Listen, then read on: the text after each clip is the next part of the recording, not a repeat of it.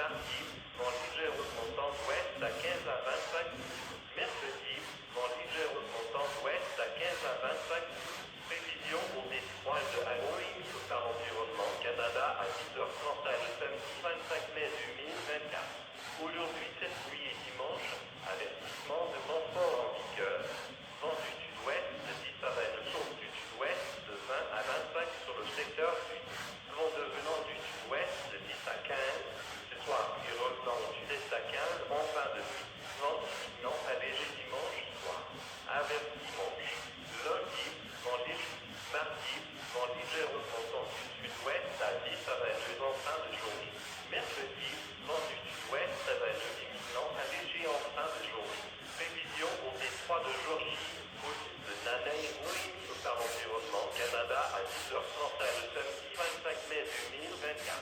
Aujourd'hui, cette nuit et dimanche, avertissement de vent fort en vigueur.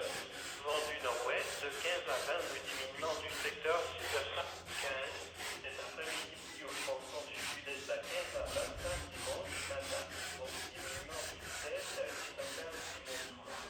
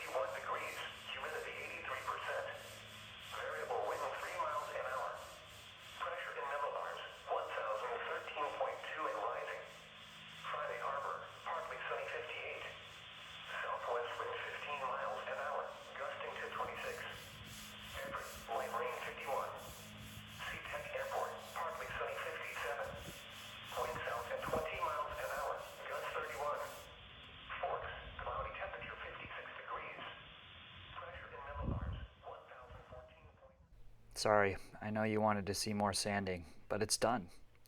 Now we've got to figure out the rigging, and for that I'm going to go check out an existing sprit to the only other Swampscott I know in town. See what he's got going on. A halyard. Well, I better go talk to my friend Bob, who's been doing the rigging on a boat that probably nobody has ever heard of. It's a lesser-known YouTube channel. It's not as popular as mine, obviously. So one of the great beauties of the sprit rig on a small boat, like a dory or dinghy, is that you can very quickly, with a single braille, just a line that goes from the mast around the back of the sail and back to the mast and down, you pull that line and it bundles the sail and the sprit pole up against the mast and, completely strikes the rig and gets everything bundled to the mast, rather than if you had a little gaff here, you'd have to lower that whole spar and sail down into the boat. So, something like here, maybe about here, you have a line that goes to the line, you just go up to the mast and pull that, and it pulls all this out. On these kinds of spars, this kind of setup, when I say thumb cleat, just a thumbnail to catch stuff on, because you're going to do lashings and then frap them so that they're real tight around the spar, and all you need is something for that to stop against, because you got to think about having this rig down in the boat, and being able to get it up and down easily. And if you can lay out the rigging and stuff such that there's not a lot of projections from the spars, you have to make your life a lot easier. Right, yes, I'm not breaking them as I'm fumbling around. Yeah, and they're not getting hooked on stuff as you're trying to stand up the mast. So your braille can be, you don't need anything attached to the spar for that. That can be just like a lizard, just the length of, you know, again, like the same material that your bang is made out, like 5/16 or 3/8 3-strand rope. And you have a length that you can put a hitch around the spar that you can tighten up, like a constrictor hitch, or like a yard bend kind of thing, where it goes around and like really tightens up on itself so it'll stay in place. And then each end of that has like a little eyelet or like a little friction ring in it, spliced into it, right?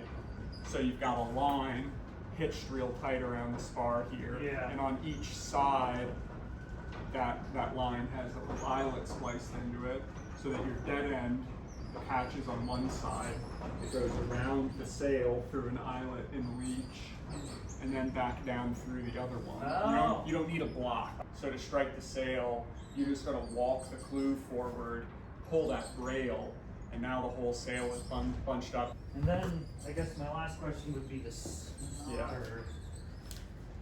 So, your snotter, you're going to be able to get away with a one-piece snotter. So you're going to put one little thumb cleat on the back side of the mast, like here, and the sprit is going to end up like there. And 18 inches up there, something like that. yeah, and often you'll see for that snotter, you'll have like a notch in the end of this, and then a rivet, like a little rivet and rogue through it to hold it together. That shit is so thin. This is pretty skinny. I didn't have to make it so thin. But you know, you could also pare down the end of this slightly. Give it like a 1/8 inch shoulder, so that you have like a little peg on the end. Make like a little rope grommet and seize so it's real tight on that peg, on that little shoulder, and then has like a low friction ring in it for your purchase to go through. That might be a good way to do it. And then that, you know, that grommet seized nice and tight around here will also help. It'll tend to prevent splitting. So okay, it's tied here, goes down to the ring. There's another ring, goes down to a cleat. Or actually, you know what? Maybe you could just have like a little cleat on the front of the mast here, and you could have a line tied around that stops on the cleat and goes down to here and then back up, and that way you pull up with the 2-to-1. Yeah, because if you're standing in the boat, this is all going to be like down here. That would probably be simpler. Yeah. Okay. So I kind of like that because it sounds a little more simple. Just goes, a little line here goes down around there, back up to the cleat and get it off. Yeah. That sounds nice. Well, shoot. I reckon I should probably learn how to make an ice splice at this point. So I've got my borrowed copy of Marlin Spike Sailor by Harvey Garrett Smith, and my 3-strand nylon, a little thimble that I'm splicing it around to reduce friction. And I'm making the brail that Bob was talking about that I'm going to use to douse the sail. Also, to help me figure out how to do this, I watched a video by US Boat that was pretty handy. I'll give you a link to that because he probably describes it better than I could, so just watch that video if you want to know how to do this stuff. And get this book, too, Marlin Spike Sailor. It's great. But here we go. I'm just cutting off the excess after making 5 rows. And you know what? For our first try, I think that it's looking passable. Highly passable.